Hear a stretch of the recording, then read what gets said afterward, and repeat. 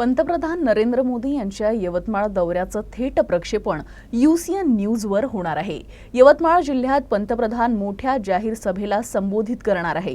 सर्व दर्शक आज संध्याकाळी 4:45 पंतप्रधानांच्या कार्यक्रमाचं थेट प्रक्षेपण UCN न्यूज चॅनल क्रमांक 89 तसेच UCN न्यूज HD चॅनल क्रमांक 759 वर पाहू शकतील। आगामी लोकसभा निवडणुकीपूर्वी प्रधानमंत्री नरेंद्र मोदी यांचा हा दौरा अत्यंत महत्त्वाचा मानला जातोय।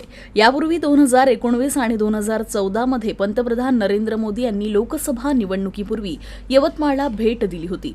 बुधवारी दुपारी पंतप्रधान नरेंद्र मोदी आपल्या नियोजित वेळापत्रकानुसार तामिळनाडूहून त्यांच्या विशेष विमानानं नागपूरच्या डॉक्टर बाबासाहेब आंबेडकर विमानतळावर पोहोचतील। इथं केंद्रीय मंत्री नितीन गडकरी यांचं स्वागत करतील। त्यानंतर पंतप्रधान हेलिकॉप्टरनं यवतमाळला जाणार आहे। इथं पंतप्रधान किसान सन्मान निधी योजनेशी संबंधित लाभार्थ्यांना 16वा हप्ता जारी करतील। जाहीर सभेलाही संबोधित करणार आहे। यावेळी पंतप्रधानांसोबत राज्याचे मुख्यमंत्री एकनाथ शिंदे आणि उपमुख्यमंत्री देवेंद्र फडणवीस यांची उपस्थिती राहणार आहे।